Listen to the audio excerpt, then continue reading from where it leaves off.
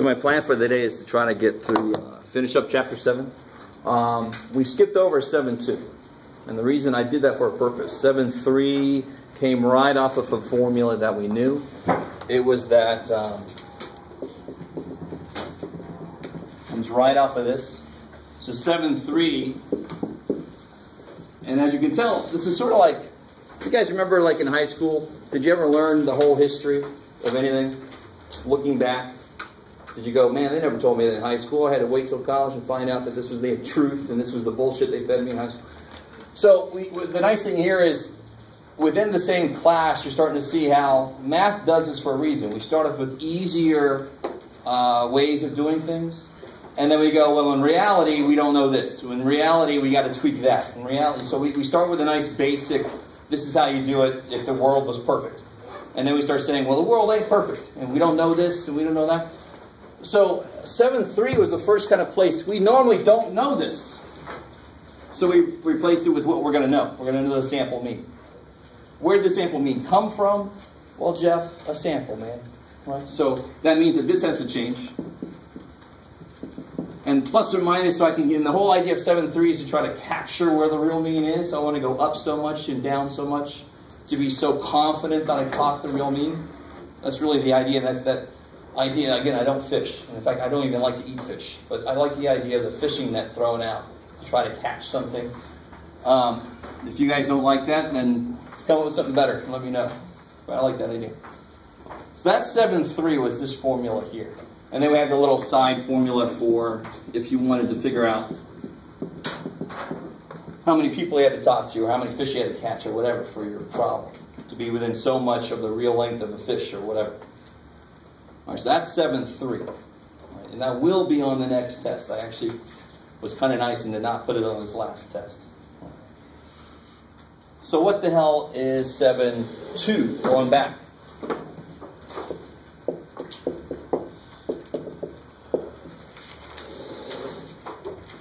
Well, 7.2 we really... 7.2 we really start with... Yeah. I still have some puberties to go through, apparently. 7.2 has... It starts in the same place. It says, okay, we got this idea here. But 7.2 wants to talk from the perspective of percentages. Like an NPQ problem, right? It wants to really get at the heart of a percentage. What percentage of people will vote for this guy? So there must obviously be a percentage who won't vote for that guy. And I must obviously be talking to a certain amount of people. So there's an N, there's a P, there's a Q. It's very definitely an NPQ problem then that I'm kind of talking about. What's the mean in that case for an NPQ problem? NP.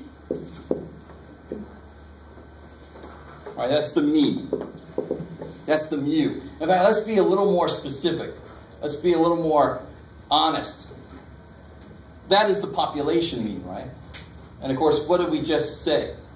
What is this whole section supposed to really be about? It's supposed to be about being more honest. Well, we normally don't know the real mean. We normally don't know. This is the part that I haven't really said directly yet.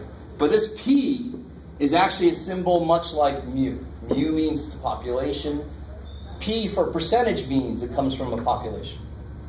You guys with me so far? So every problem you've seen, I've said 11% of Americans are left-handed. That's a population statement. That is a parameter.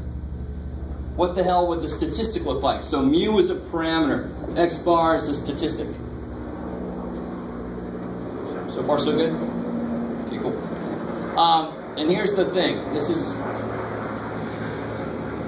if you think about it too much, it's a little weird. And of course I do that. The corresponding symbol for percentage for a sample is P hat. A thing you do not want to wear, sounds like to me. You got to get it all out here. P hat's very strange. It's a P with a hat on it, so they call it P hat. Awesome. And the way I kind of make it make a little more sense, which actually has nothing to do with reality, X is wearing a bar on top, P is wearing a hat on top, so you know that they're both from a sample. That will get you through at least this class. Right? The symbols don't always follow that rule, but it will for now. How do we know so far? Is that cool?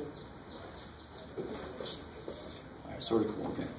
So this is if I knew the percentage of students taking statistics, but I wanted to talk about the students at Grossmont, P hat would be the percentage of people in statistics who do something, who smoke or whatever. P would be the percentage of Grossmont students who do that thing. That's the parameter. This is the statistic. Okay, how we doing so far? Doing all right? So in 7.2, we're going to do the same thing we did here. We're going to say we normally don't know the mean. We actually want to catch the mean. We want to say, I think the mean is in this interval. And I'm this confident about it. So the really nice thing is that part will be the same here. If they say 95% confidence, I want to use a 1.96 z-score, just like I would over here. But I take this formula and I kind of play with it. I don't know the mu. I know n p hat. You with me? I don't know mu, I know x bar. And what's x bar? N p hat. Somebody remind me, what's the standard deviation? Oops, let me put this up here. What's sigma? Square root of NPQ. So what's S? Square root of N P hat Q hat. Sweet. You guys get it? All right. This way. All right. What the f? That could be an alternate title for this class. What has to be true? What do you think about, even if they're wearing hats or socks or what the hell? What's P plus Q got to be, no matter what they're wearing? 1. All right, so P hat plus Q hat still has to be 1, just like always. The hat just means it's coming from a sample, not a population. It's still a group of people that percentage of them do this. Population, sample. So continuing then, I got my plus or minus idea still. I want to do the same thing within 7.3. I want to kind of go up and down so much to catch so much of it, so I'm that confident that I caught the real percentage. ZS, because I don't know the, I just have a sample. So again, I just put this in. Okay, I'm kind of breaking through the barriers. All right, that's funky as hell. Now, right now, if you haven't caught on to how I operate, this is me explaining where something comes from. The actual use of that thing will be much simpler. You'll never have to do this yourself. All right? But do you guys see where all that came from? We've known NP and square root of NPQ. Now you got hats on them because they're from a sample. That shouldn't be that big of a step to take for us. We're kind of used to that kind of thing. So it's still NP and NPQ square root for the mean and the standard deviation. Now it's a sample. So it's the same formula, really. Same as that one, actually, for samples. We're trying to get something. But I don't want n. I want just percentages. Let's go back. Remember what we saw on when they said they're going to vote yes on prop whatever and no on prop whatever. You see 44% there and you see 42% there. And at the bottom you see plus or minus 3 or 4%. You guys have seen that before, maybe? Unless you don't look at anything ever, then you have not seen that before. And I'm worried about you. But so I want an equation that has nothing to do with n directly. I want to just see percentages coming out of this thing. I want to get a feel for a percentage, not for an actual mean. That's what that guy does. So here's where you gotta go with me a little bit. Yeah, well, we've been doing this whole semester, Jeff. We've been going with whatever the hell you've been saying. So this is what this thing tries to accomplish. It's trying to get a feel for that. Now, let me just let you absorb that for a second. What's the whole point of a confidence interval? No matter what the hell, it's a mean or standard deviation or even a standard deviation or a percentage. What's the point of a confidence interval? What does it do for me? What is it trying to do? Yeah. Catch the mean. Catch the mean or the percentage or the standard deviation. Is trying to catch that parameter using the only damn thing we know, which is the statistic, because we have a sample that we're looking at, right? So this confidence interval is trying to give me a feel for the real mean in this case. How do I get rid of n? A little tiny bit of algebra. Careful. Divide. Because it's multiplying right now, right? let me divide by n. Yay. So now to get a feel for the population percentage, I use this formula p hat plus or minus z. All right, that looks gross. Can anybody, is there any damn thing I can do with that last piece? Can I just cross those ends out? That would be awesome. I like that. That's the appropriate answer with that tone. Maybe even a hell in front of it. Hell no would be appropriate. Of course I can't cross those ends through. So if you were thinking that, bad. Why can't I not cross those ends through? Because you're multiplying? No. Because one of them's got a square root. There's half an n up top. Half an n can't kill an n. And why can I not? So what do I have to do then to be able to divide these two things? They have to both have square root. They got to have the same root. So n is equal to the square root of... What's n equal to the square root of? 3 is equal to the square root of? 9. 3 squared. N is equal to the square root of? N squared. Oh, look out. All right. Right? Isn't the square root of n squared n? Yes. N is positive, so I am completely allowed to do that if I really want to. Normally you would not want to, but here's a really good reason we want to. Now what happens when you reduce this? How many n's are left alive? 1 where? On the bottom. Do you remember talking about this stuff? Do you remember having like z squared, a squared over z to the negative 4, a to the 5th? You're like, why am I doing this shit? Hey, real life stuff here. No way. P hat plus or minus z. So what you have left over then is p hat q hat over n.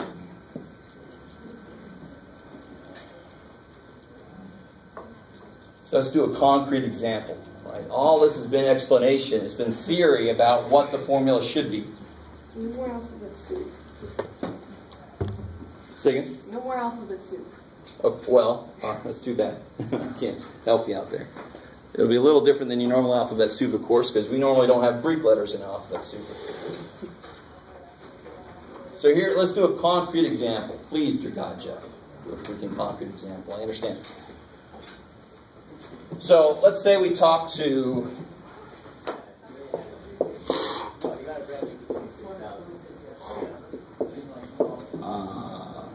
483 gross 1 students and ask if they passed stats the first time.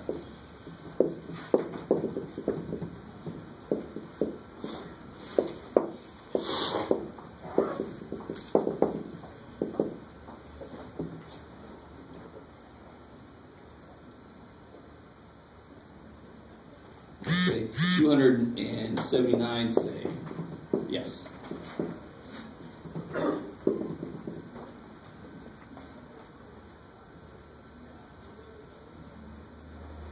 Find the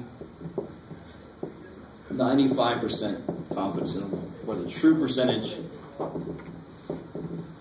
of all gross 1 stat students pass the first time. If you're a fan of grammar, put a who in there.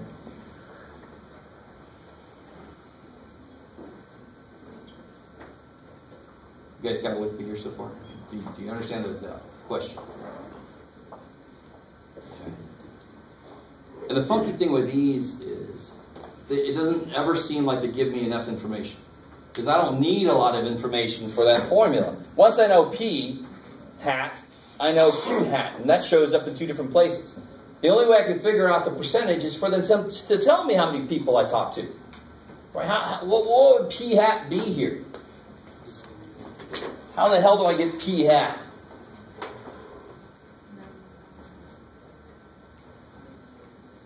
%95 is going to eventually tell me what piece of that formula.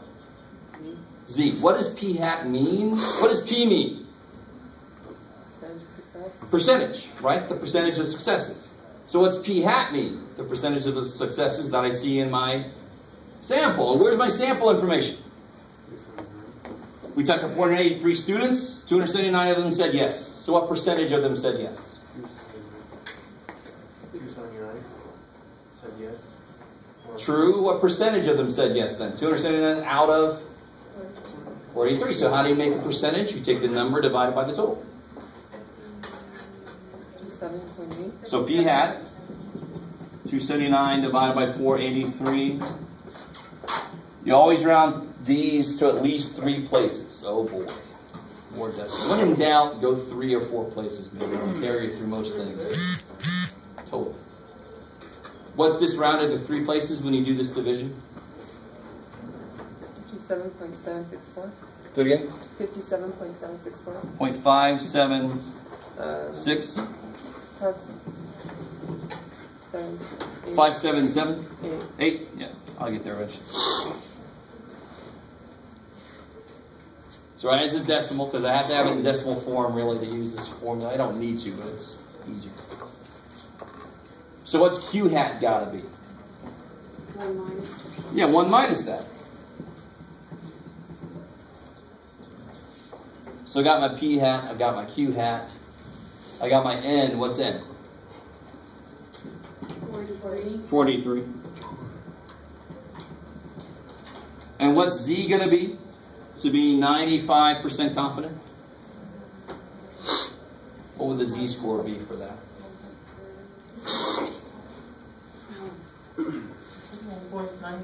1.96. Good. You can look at the little baby chart. Remember, today we're actually going to learn the ultimate way to find confidence interval Z-score stuff. So if you look that up, it's going to be 1.96. Think back to empirical rule. How many standard deviations do you have to go out to catch 95% of the information? Within 1, there was what percent? 68. Within 2, there was, sweet. 1.96 is about 2. Right? Remember, empirical rule was kind of rounded. So that's basically the empirical rule coming back at us. About 2 steps out to catch 95%. And now you just plug and shuffle. So here's our formula.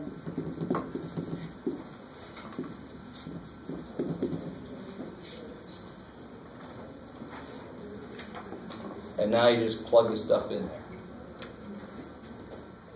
Now, before I get too far, basically already did. You still, in order to do that, in order to get that Z-score, what did we sort of have to assume that we really should check for sure? If it's normal. So, NP hat. Now, I always hope and pray that some of you guys are really comfortable enough with your algebra and your numbers in general to realize that a lot of statistics you can do very quickly. If I got to check NP and NQ, which in this case will be NP hat and NQ hat, they have to be what? Bigger than 5. Can somebody tell me what NP hat is without doing any work? The number is sitting up here already. 279. Yeah, 279. 279 divided by N is P hat, so N times P hat must be frickin' 279. If you don't believe me, do it. And you get the 279. So this should always be easy. NP is 279, which is greater than 5. Check. What's NQ going to be then? The rest. How many said no? 43 minus 279. Which is 204. Those are both greater than 5. That means that I can do this. If either one of those is less than 5, it's not normal. I can't do this. Maybe. And now you just plug it in. P hat, 0.578. Give or take this many standard deviations.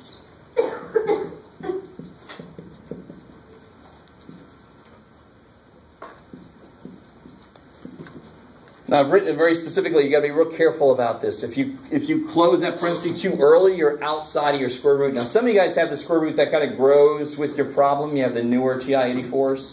If you have that, you know what I'm talking about. Have you done a square root yet? Have you seen your bar grow to cover everything?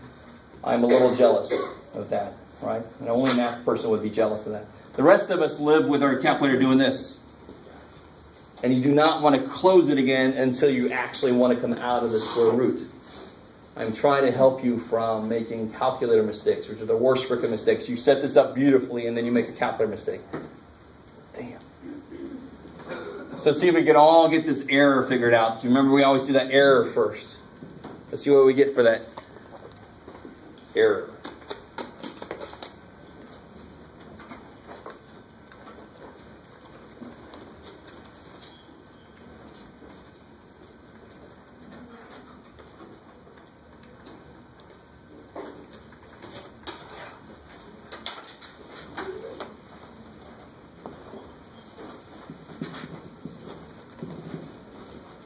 Who's got that error figured out?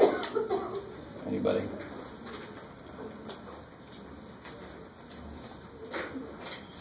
.044. Beautiful. What is that as a percentage? 0.044 would be 4.4%, plus or minus 4. That's what we always see, isn't it? I'm desperately trying to get you to see. Right? We normally see plus or minus 3, plus or minus 4. If I got a bigger sample, what would that do to my error? You can see mathematically what it would do. It would divide by a bigger number, so my error should get small. Theoretically, if I get to take a bigger sample, my error should be freaking smaller. I should be more confident going into the problem that I'm right. So if you take a larger sample, then this might be around 3. Very often it's around 3 or 4%. On Gallup, it almost always they use about 1,200 as a sample size around. So they almost always end up with a 3 or 4% error. So on the first day I talked about this, that we see that on the screen, that we see 44% want to vote for Joe and 42% want to vote for Flo, and then, you know, give or take 4% at the bottom. And we'll finally see the math that backs that up. They don't just bring it out and say, we're not really sure about that. Let's just say plus or minus 4 just to cover our ass about it. No. It actually comes from the formula. So how do I finish this out? The same thing we did before. Subtract that from this, add that to this. So we get from 0.534 to 0.622. Yeah, sounds about right. So we are, oh yeah. You know it. You got to write the statement here. We are 95% confident that the interval 53.4% to 62.2% contains the true percent of all Grossmont stats students who pass their first time.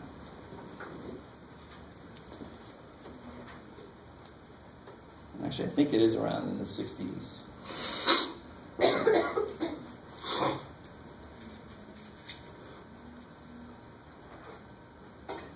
So at the heart of it, it's the same exact thing as 7.3. It's actually, if you let it be, it's a little bit easier. It's easy to calculate a percentage, divide two numbers. Just make the smaller one is on top. If your P comes out to be bigger than 1, that's a problem.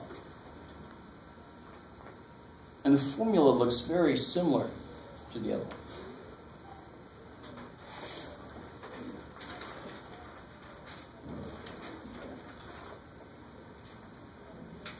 So let me give you one to try on your own. And then we'll talk about this guy's N formula. We're going to figure it out using some algebra.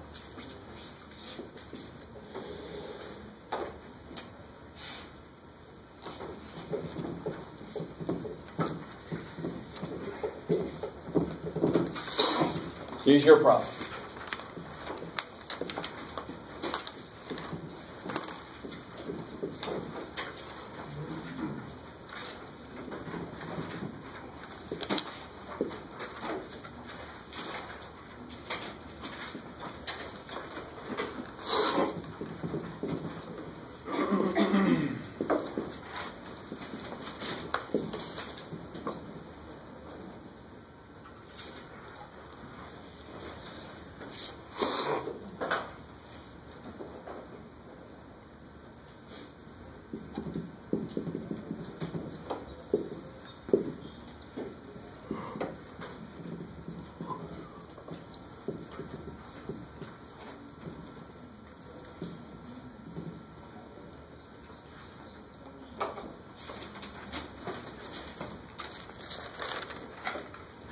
y'all read that? Not really. We look at 1,142 fish and find 49 of them that have high mercury levels. Find a 99% confidence interval for the true percentage of fish with high mercury levels.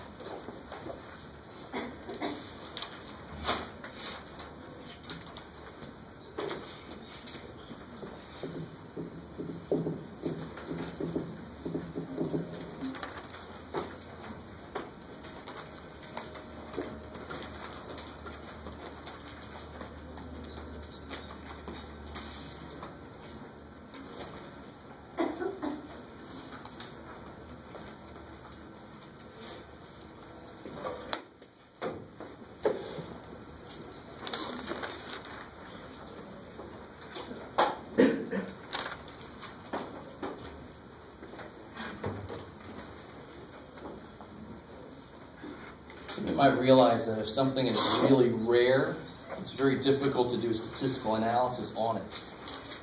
Because if you take 1,000 and only one thing happens, that's not enough. You take 9,000 and only 3 of them happen, that's not enough. NP is not big enough then. So this analysis of very rare things is not easy. Thankfully, this is not there. Well, I don't eat fish, I don't care, but just be careful.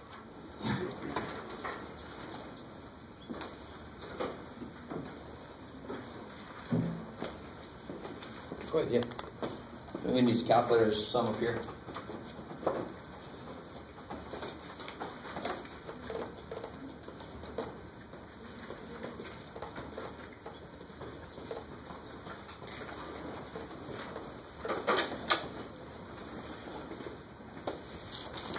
While you guys are doing that, did anybody come in and not get their stuff back yet?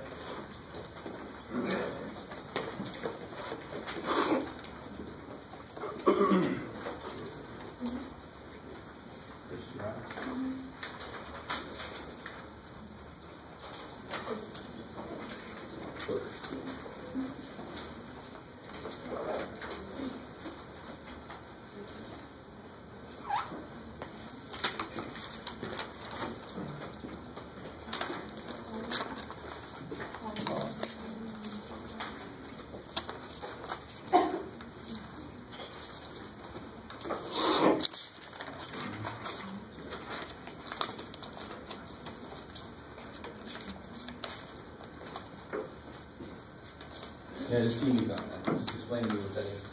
You'll be all right. Do it.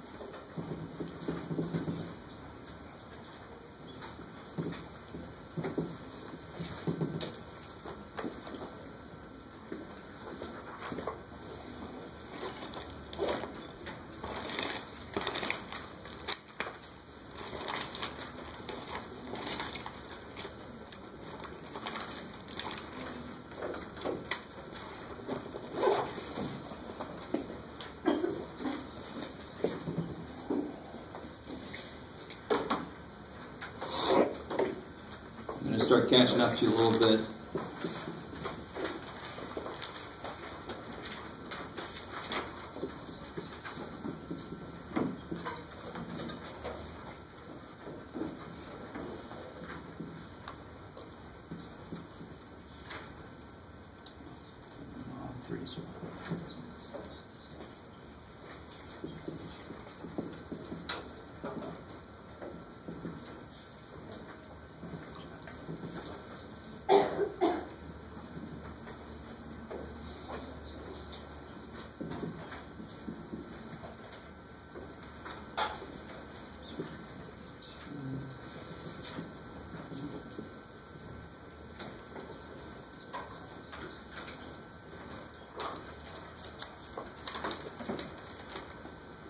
guys good so far?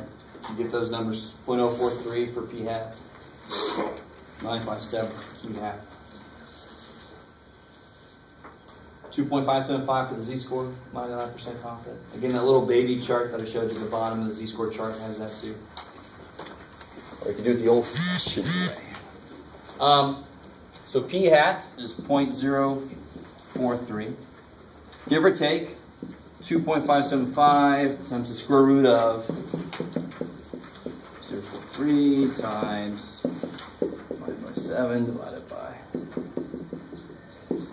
2.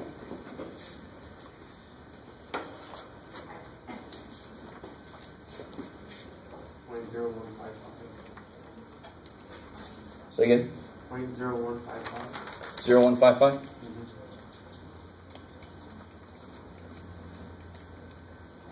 I like it.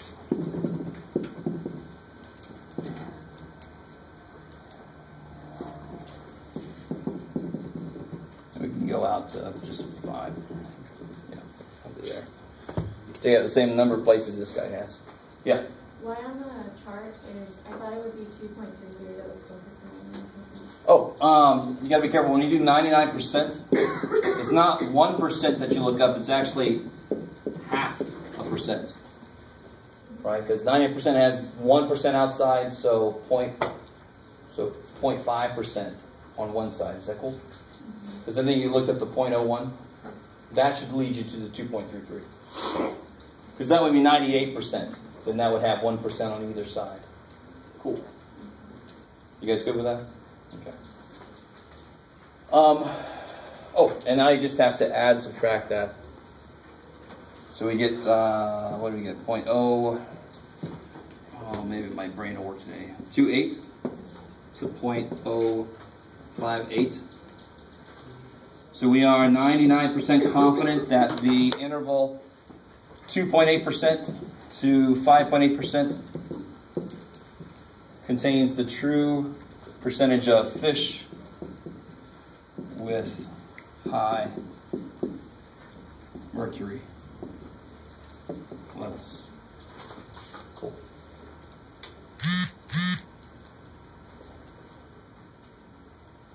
This is good to know. So at least as far as our confidence interval is concerned, and there's only a 1% chance I'm wrong. So I feel pretty good about this confidence interval. I'm thinking maybe just to be even a little more conservative, at most 6% of fish have high mercury levels. And then I can kind of work from there. What's the worst case scenario then? How many people would be sick? Maybe this is a certain lake and people have been catching fish there for a long time. They're like, man, how many people would get sick if 3,000 people have fished there and caught fish? 6% of 3. I can kind of work with those numbers. You guys follow where this kind of analysis would help me. Is it a health problem or is it not really that big of an issue? Hopefully people would think if one person gets sick, that's a problem, right? Okay, so confidence intervals normally, they're nice because you can sink your teeth into them. There's a little bit of concept with them, but it's also at the same time very recipe-ish, which I kind of don't like. But as long as you understand the idea, that's cool. Makes the work easy. Any questions on that one? Okay. So what about if I wanted to be, let's see, we got within 1.5%. That's pretty damn good. Well, what if my boss says, no, I want to be within 1%? You, right? Or else you're fired. Give me within 1%. So I got to go, okay, how many more fish do I actually have to look at? Go out and catch and do my little mercury analysis. I have no idea what that would entail, but how many would I have to look at to get within 1% instead of 1.5%? You guys with me? So I'm within 1.5% of the real percentage. So that hopefully sounds very familiar. Remember back in, forward in section 7.3 we had this formula. So now we want the equivalent for p hat to be within so much percent. So we do it the same exact way. We have our formula. Which part is my error?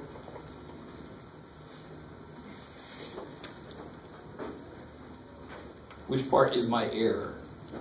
Error. Give or take what? This. So that's my error, right? That's how much I think I'm off by. That's why it's give or take this. So I say error is this. Does this at all seem, that's how we got this formula before, right? We did the exact same thing. We said error equals that piece of the other formula for x bars. This is a little bit looking funkier. Can we solve this for n? I have faith in you. You can do this. How do you solve this thing for n? What's a good first step, man? Good first step for me would be that square root looks ugly. So maybe square everything. So you get e squared equals z squared p hat q hat over n. Is that cool? Because the square just kills the square root. It doesn't square that stuff also. And now the really nice thing is, swoop, one of the nicest algebraic properties. So we end up with n equals z squared p hat q hat over e squared. Pop.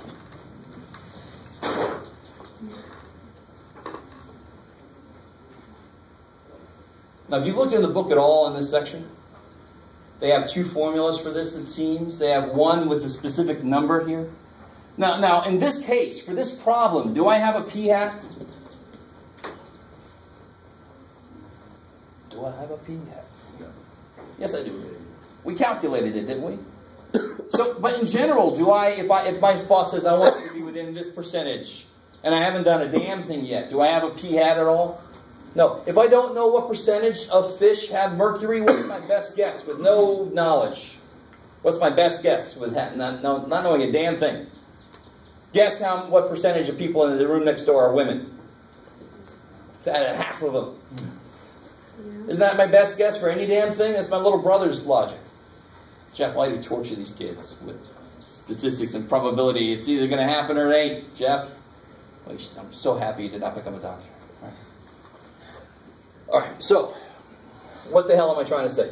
On this specific problem, I have p hat. How did I get p hat? Because I had information to work from.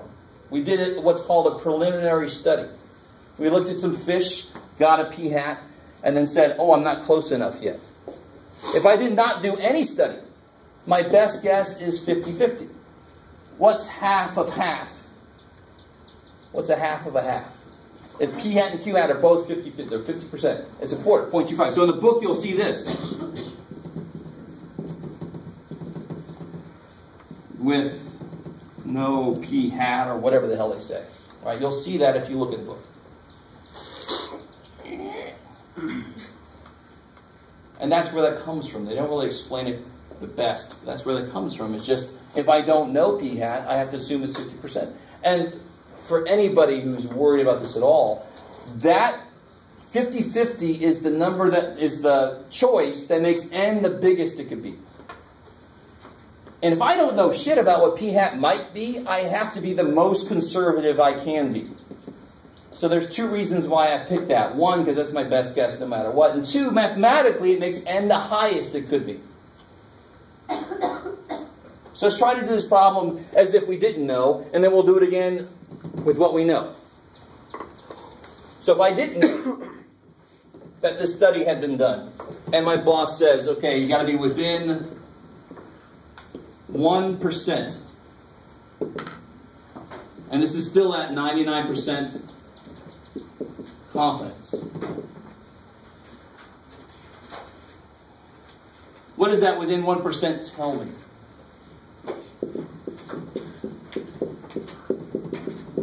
What's that within 1% tell me? Where does that go? What's that within word mean? That's how much I want to be within. I love that. You know, well, I have to answer your question, Jeff, but basically your questions. What the hell you want? Well, that's how much I want my error to be, right? That's that magic word. That's going to be what E is. So be careful. What will E be exactly? Within is the key word to know what the error is. Now, what value will E have?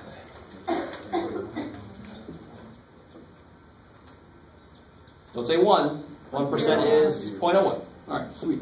Math doesn't like percentages because it's stuff we made up. Percentages are completely made up by us. So math says, nah, give me some numbers. All right, 0.01 is a number. So I know 0.01 for E. P and Q, I have to make 0.5 if I'm assuming I don't know a damn thing about this stuff. You with me? My best guess is 50-50. So now I can, and Z of course is still my 2.575 that we figured out from before. So now I just plug and check. So I get N equals 2.575 squared. P hat, Q hat are both 0.5, so I get 0.25 there when I multiply them. 0.5 times 0.5. Divided by 0.01 squared. Somebody help me out here.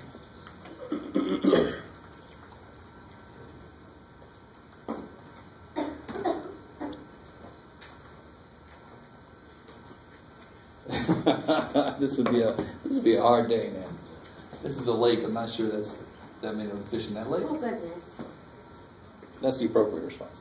So I get 16,576 point blah blah blah. So you round up to 16,577 minus the 1,100. So that doesn't really help me, right? Still have to catch another 15,000 fish about.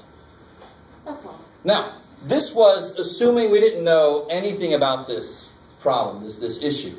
But we do know something. We did a preliminary study. We looked at 1,100 freaking fish. That should count somewhere. So let's try this again without saying we have to guess. Now we know. Yes, ma'am. Go ahead. Oh, you got that? Cool. Okay. Of course, you always round and up. Sweet. So if we do this again, and of course I just erased my p hat. What was it? 0.043?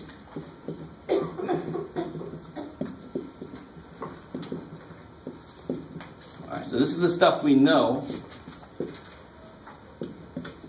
So we don't have to guess p hat and q hat are 0.5. We know what they are. So if we try this again, n equals z squared p hat q hat over e squared. Z is still the 2.575. P hat, q hat, all over e squared. Oh yeah. Now this is going to be much better.